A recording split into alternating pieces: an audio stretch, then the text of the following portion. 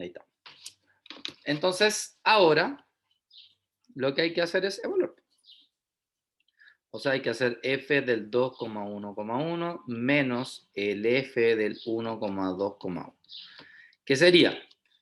X cuadrado, o sea, 2 al cuadrado por el logaritmo natural de y, que es 1, menos x por y por z, menos f de 1,2,1, que sería 1 al cuadrado por el logaritmo natural de 2, menos, con menos más, 1 por 2 por 1. Entonces, si se dan cuenta, ese se va a ir con ese. Aquí el logaritmo natural de 1 es 0, y por ende me queda como resultado menos el logaritmo natural de 2. Y ahí estaría el resultado de la integral. ¿Se entendió? Sí. ¿Sí? ¿Alguna duda? ¿El resto?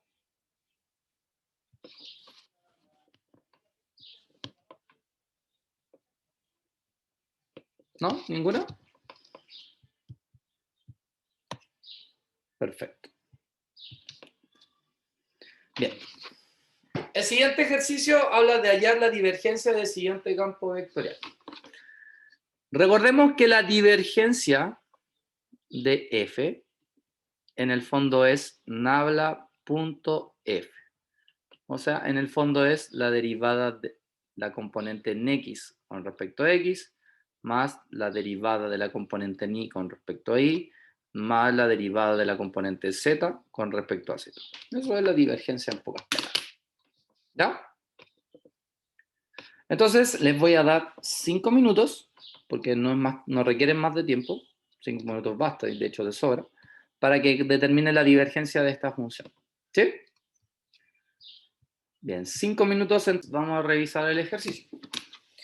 ¿Cierto? En este caso, como les dije, la divergencia se define como el producto punto entre el nabla y la función vectorial f, que no es más que la derivada de la componente en x, o sea, esta sería f en x, esto sería f en y, y esto sería f en z.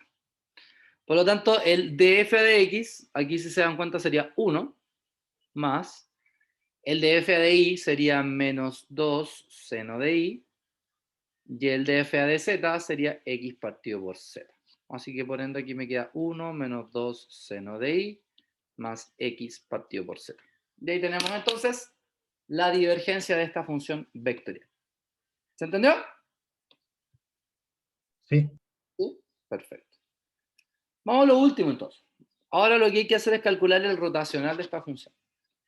Recuerden que para determinar el rotacional de la función f no es más que el producto cruz entre la gradiente, o sea, perdón, entre nabla y f. Y para ello se usa la determinante IJK.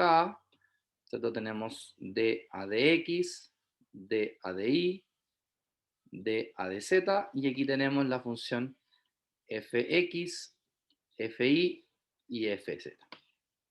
Y de esa manera encontramos el rotacional. ¿Sí?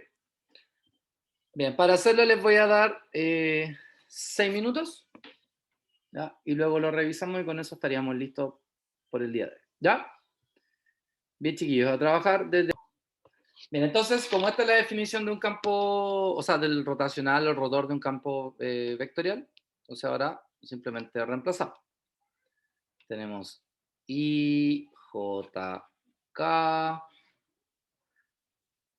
Voy a escribirlo así, para abreviar las derivadas.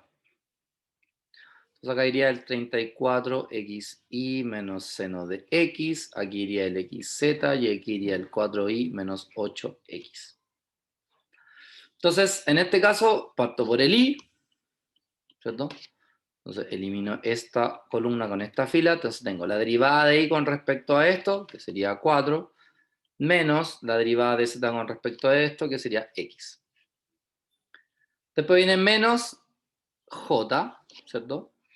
Hacemos lo mismo. Entonces ahora derivamos esto con respecto a él, que me va a dar menos 8, menos derivamos z con respecto a esto, que nos va a dar 0. Más k, ¿cierto? Donde eliminamos el con él. Entonces derivamos esto con respecto a x, que me va a quedar z, menos derivamos esto con respecto a y, que me va a dar 34x. Así que finalmente aquí nos va a quedar menos x menos 4y más 8j más z menos 34x según k. Y de esa manera obtuvimos el rotacional de este campo vectorial. ¿Se entendió?